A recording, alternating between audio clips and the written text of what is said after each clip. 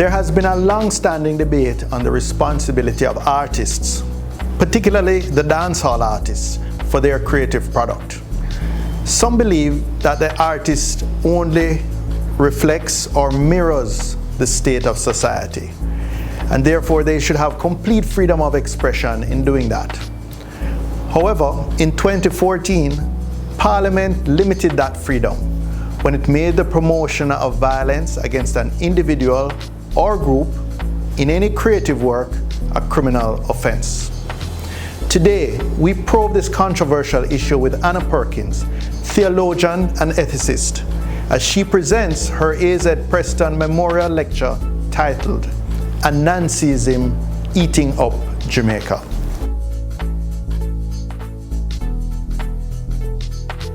What exactly is the moral responsibility of the artist? Does he or she have any? Or is it simply art for art's sake? What does an ethical artist look like? I'd like you to meet Osmond Watson, the iconic Jamaican artist. His work is all around us. You've seen faded prints of some of his work on the walls. This piece is called The Lord is My Shepherd. Now I want you to notice something else about this piece. It's rich, it's beautiful. It captures a Jamaican woman, probably a higgler, somewhere down in Carnation Market, and she's holding in her hand a copy of the Holy Bible. And then this piece is another Madonna and Child, and he does like to do Madonna and Child pieces, was used as a Christmas card in 2012 by the Pan Jam group of companies.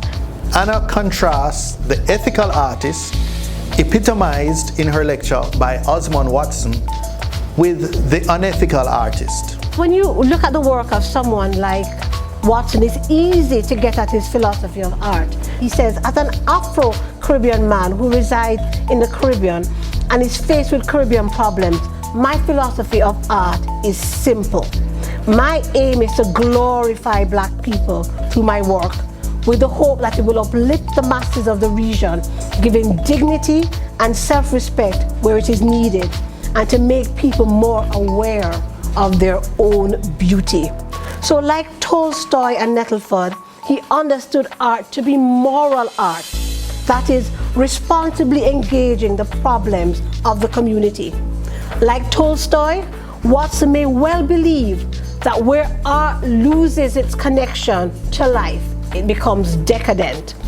Indeed, Nettleford maintains that the creative artist has much in common with the nation-building politician, albeit both manipulate symbols differently. I think it's a very live question that's afoot in Jamaica right now about the ethical responsibility of the artist, especially the dancehall artist, who often declaims any responsibility for the impact of his or her work on the emotions, the thoughts, and the actions of people.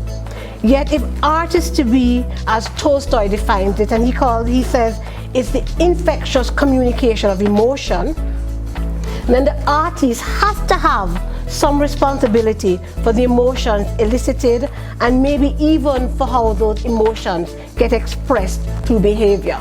That the unethical artist is someone that does exactly what you've said. They won't take responsibility for, they'll say all you're doing is entertainment, what they're there for, it's about enjoyment. So I'm not a politician, or I'm not a pastor. You've heard one or two of them make that kind of statement.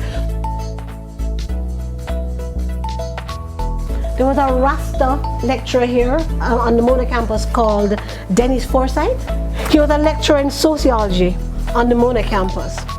And he maintained that Jamaica was saturated with trickery and deceit, a very culture of what he calls Anancyism. He warned, and I'm quoting him here, watch ideas and symbols because they become people.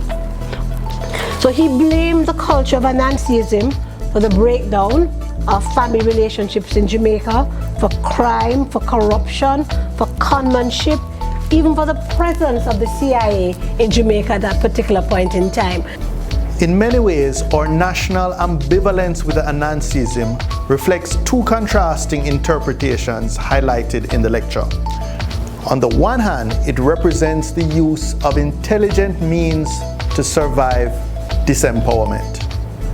But on the other hand, its negative behavior traits of greed, conmanship, and lack of respect for others have become a dysfunctional part of the national identity. Increasingly, the dichotomy between the artist and the consumer is becoming false because the space for creating art has been democratized.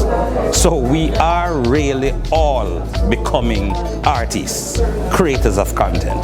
You only need to go to YouTube and Facebook and Snapchat to see that we are creating a lot of content. So we will have to ask ourselves increasingly whether we are ethical persons. It's no longer, is the artist ethical? Am I ethical? Because I am now very much a creator of content. By the end of our lecture, Perkins concluded that artists certainly have a moral responsibility to consider the potential effects of their work.